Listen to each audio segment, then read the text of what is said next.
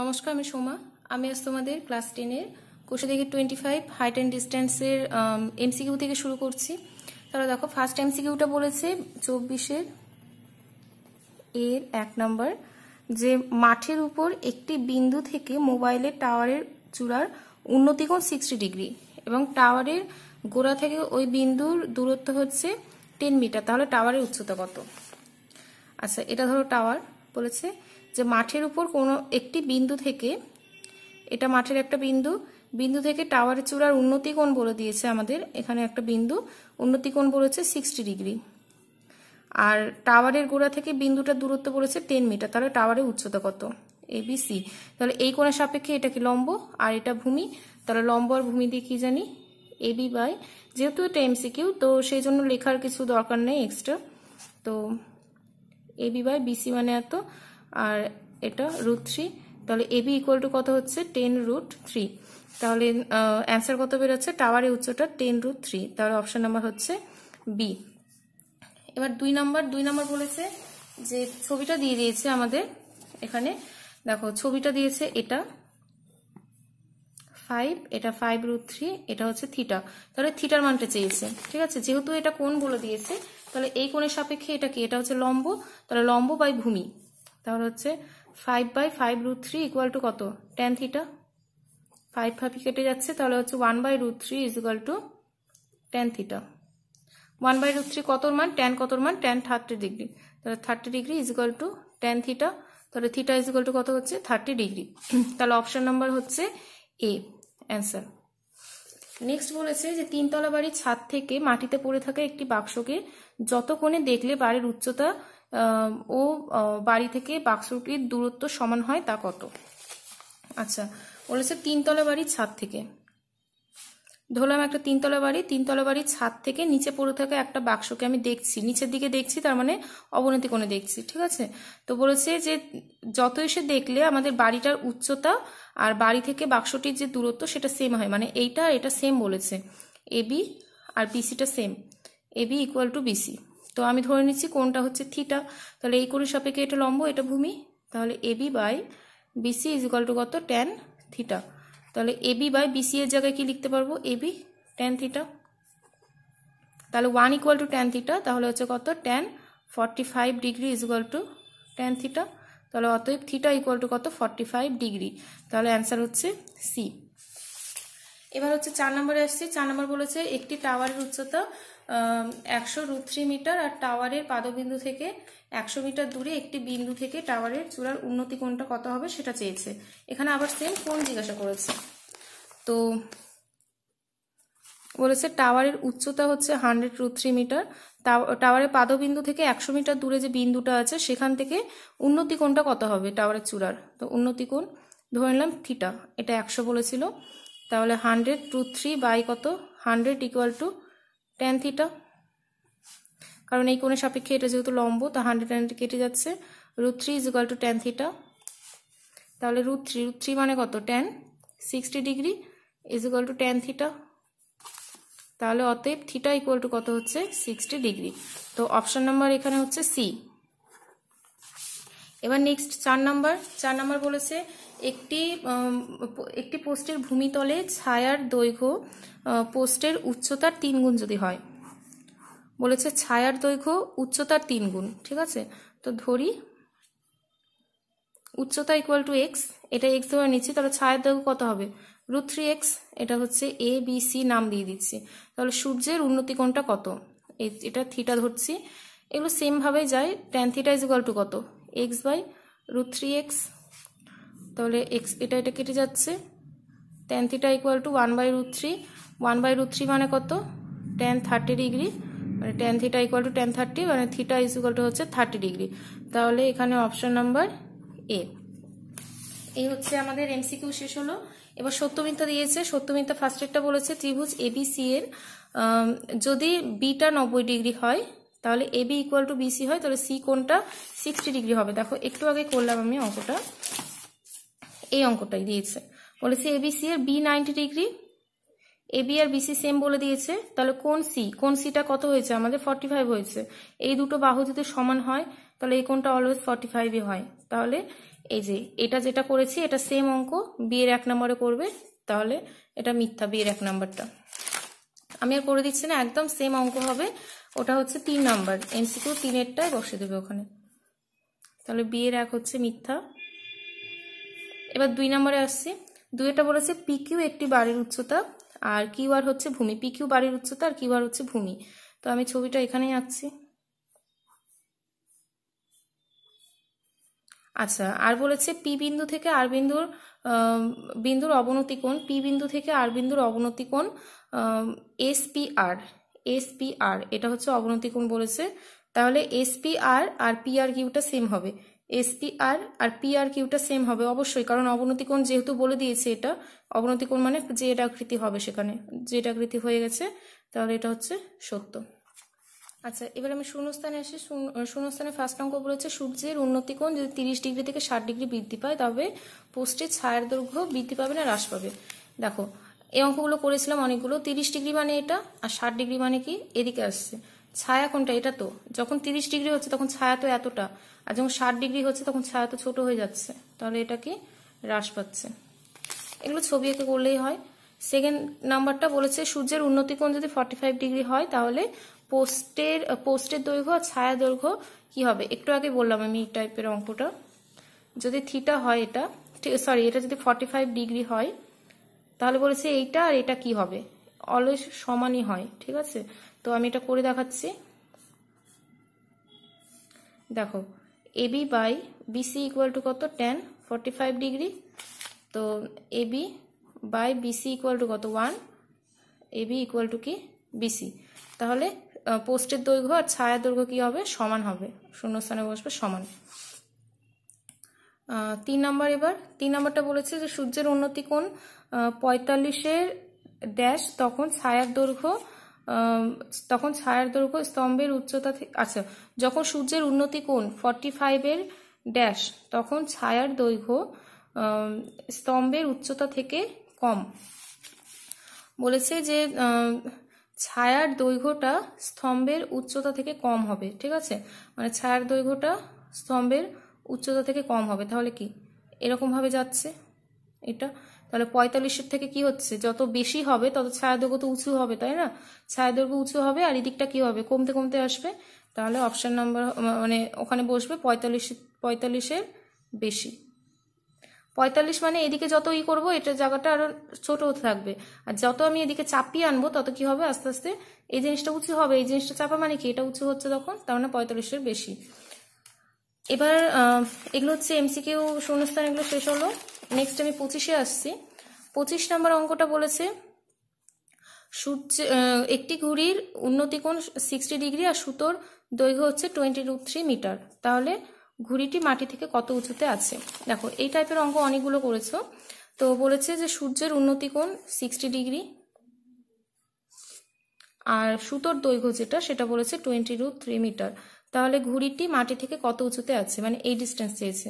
তাহলে লিখছি ধরি এবি ইকুয়াল টু মাটি থেকে ঘুড়ির উচ্চতা। ঠিক আছে, তো AB by BC equal to কি হচ্ছে, tan 60 ডিগ্রি। তাহলে এবি বাই বিসি না, ভুল হলো একটু। আমাদের এখানে অতিভুজ বলে দিয়েছে আর আমাদের এখানে লম্ব বের করতে হবে। তো লম্ব আর অতিভুজ দিয়ে আমরা সাইনের ফর্মুলা জানি। তাহলে AB by AC equal to কত, সাইন 60 ডিগ্রি। তাহলে এবি মানে এবি থাকছে, এসি মানে 20√3 আর সাইন 60 মানে √3/2। তো এবি কত হচ্ছে 20√3 ইন্টু √3/2, 10 ইন্টু 3 মানে 30 এসে। তো এবি মানে কি ধরেছিলাম, অতএব ঘুড়িটি 30 মিটার উঁচুতে আছে। ঠিক আছে, এবার 2 নম্বর অঙ্ক। 2 নম্বর বলেছে যে একটি সমকোণী ত্রিভুজাকার ক্ষেত্র এবিসি একটা সমকোণী ত্রিভুজাকার ক্ষেত্র যার অতিভুজের দৈর্ঘ্য, মানে এসিটা অতিভুজ বলেছে তাহলে এটা বি হবে, 100 বলে দিয়েছে, আর এবি বলে দিয়েছে 50√3। তাহলে সি কোণের মান কত। তো ধরি কোণ সি ইকুয়াল টু থিটা, না লিখলেও পারতে, ওখানে কোণ সি দিয়ে দিলেও হয়। তো এই কোণের সাপেক্ষে এটা লম্ব, আর এটা যেহেতু মানে 90 ডিগ্রি, তার মানে এটা অতিভুজ। তাছাড়া বলেও দিয়েছে এটা অতিভুজ। তাহলে লম্ব আর অতিভুজ দিয়ে আমরা সাইনের ফর্মুলা জানি। তাহলে 50√3/100 মানে লম্ব বাই অতিভুজ ইকুয়াল টু সাইন থিটা। তাহলে কত হচ্ছে √3/2 equal to sine theta. Sine কতর মান √3/2? সাইন 60। অতএব থিটা ইকুয়াল টু 60 ডিগ্রি। তো কোণ সি ইকুয়াল টু কত হচ্ছে? 60 ডিগ্রি। এ হলো অ্যান্সার। এবার 3 নম্বর বলেছে যে ঝড়ে একটি গাছ মচকে গিয়ে তার অগ্রভাগ এমনভাবে ভূমি স্পর্শ করেছে যে ঝড়ে একটি গাছ মচকে গিয়ে তার অগ্রভাগ এমনভাবে ভূমি স্পর্শ করেছে যে গাছটির অগ্রভাগ থেকে গোড়ার দূরত্ব এবং বর্তমান যে উচ্চতা সেটা সমান। গাছটি গোড়া থেকে মানে দূরত্বটা আর বর্তমান উচ্চতা দুটো সমান, মানে এটা আর এটা সমান বলেছে। তাহলে বলেছে যে কত ডিগ্রি কোণে আছে, মানে ভূমির সাথে কত ডিগ্রি কোণে আছে। দেখো এই অঙ্কটা আমি বারবার বলছি যে যখনই এরকম টাইপের দিয়ে দিবে আর এই দুটো সমান বলবে তখন অ্যান্সার 45ই হয়। তো এখানে বলেছে যে, তো লিখি, ধরি ভূমির সাথে থিটা কোণ করবে। এখানে থিটা নাম দিচ্ছে। তো এখানে বলে দিয়েছে এবি ইকুয়াল টু বিসি, ঠিক আছে, এবি ইকুয়াল টু বিসি বলে দিয়েছে। তাহলে ত্রিভুজ এবিসি এর AB by BC equal to কত? Tan theta. তাহলে এবি আর বিসি তো সেম, তাহলে এবি বাই বিসি এর জায়গায় কি লিখতে পারবো আমরা? এবি লিখতে পারবো ট্যান থিটা। এটা মানে কি 1, তাহলে 1 ইকুয়াল টু ট্যান থিটা,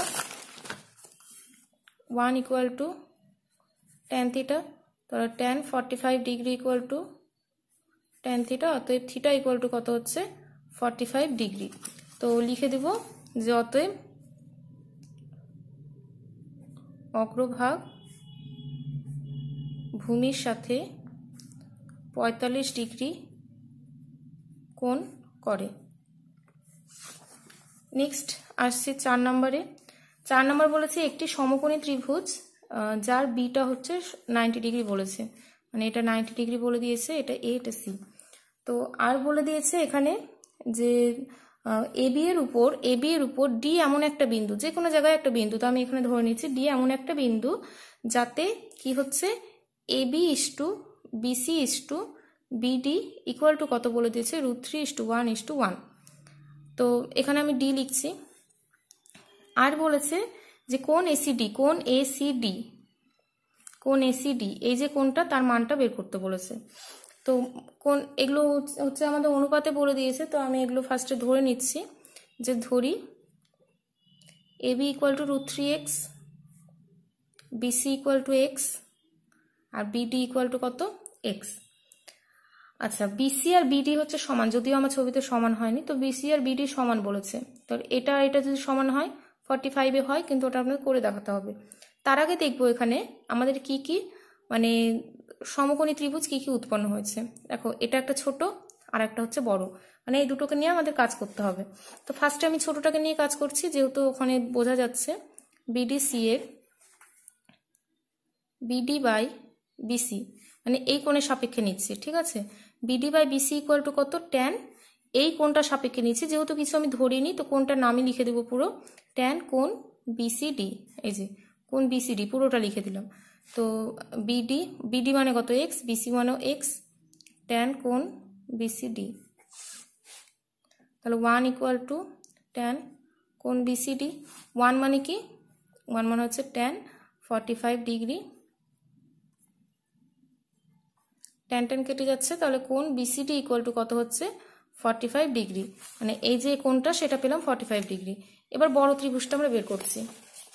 ত্রিভুজ এবিসি এর কি হচ্ছে দেখো, এই কোণের সাপেক্ষে নিব, এই যে বড় যে পুরোটা যে কোণ আছে সেটা সাপেক্ষে। তো সেটা মানে কি? AB by BC equal to tan কোণ এসি বি। তো এবি মানে হচ্ছে √3x আর বিসি মানে হচ্ছে এক্স, ট্যান কোণ এসি বি। তাহলে √3 মানে কত মান? ট্যান 60 ইকুয়াল টু ট্যান কোণ এসি বি। তাহলে অতএব কোণ এসিবি ইকুয়াল টু কত হয়েছে 60 ডিগ্রি। তাহলে টোটালটা পেলাম 60 আর এইটুকু পেলাম 45, মানে এই পুরোটা পাচ্ছি 60 আর এইটুকু পাচ্ছি 45। তাহলে বাকিটা কিভাবে করি আমরা, মাইনাস করি। তাহলে অতএব কোণ ACD equal to 60 degree minus 45 degree equal to কত 15 ডিগ্রি। এই গেল অ্যান্সার। লাস্ট অঙ্ক এই চ্যাপ্টারে 5 বলেছে একটি স্তম্ভের ছায়ার দৈর্ঘ্য এবং স্তম্ভের উচ্চতার অনুপাত বলে দিয়েছে √3:1। এটা ছবিটা বলেছে স্তম্ভের দৈর্ঘ্য আর ছায়ার দৈর্ঘ্য অনুপাত বলেছে, উন্নতিকোণ বের করতে বলছে। তো উন্নতিকোণ এখানে উৎপন্ন হয়, ধরে নিচ্ছি থিটা, উন্নতিকোণ বলেছে সেই জন্য আমি কোণটা উপর দিকে দিচ্ছি। তো লিখে দিচ্ছি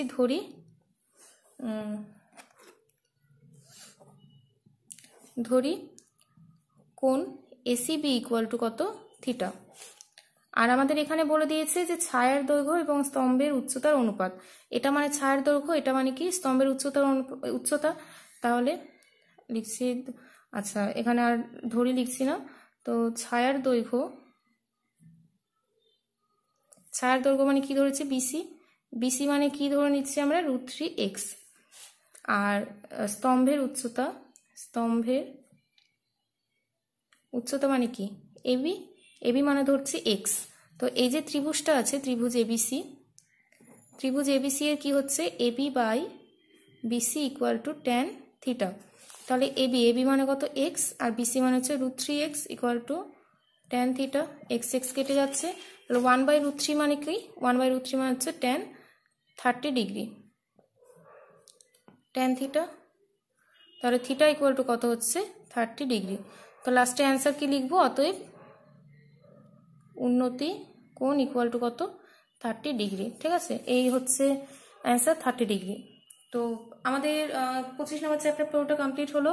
চ্যাপ্টারটা খুবই ইম্পর্টেন্ট, 5 নম্বরে একটা কোশ্চেন থাকে, প্লাস তার আগে 2-এরও কোশ্চেন থাকে, শর্ট কোশ্চেনও থাকে। তো খুব ভালো মতো করবে, বেশিরভাগ টাইমে বই থেকে অঙ্ক থাকে এগুলো। আর এক্সাম্পলগুলো করবে চ্যাপ্টারের, কিছু কিছু এক্সাম্পল আছে একটু না প্র্যাকটিস না করা থাকলে পারা যায় না, তো এক্সাম্পলগুলো করবে। আজকে এতটা পর্যন্ত।